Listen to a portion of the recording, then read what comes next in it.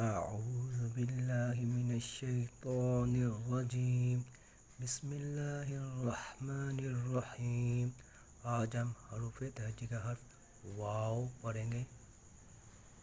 तो आपने इसको होंठ गोल करने हैं और आपके दांत होंठों पे ना आए, होंठ बिल्कुल गोल करने हैं।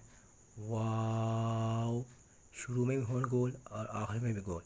वाव वाव वाव वाव।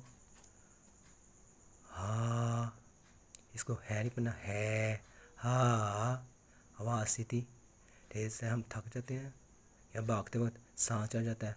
हा हा हा हा। हमजा हमजा हमजा हमजा।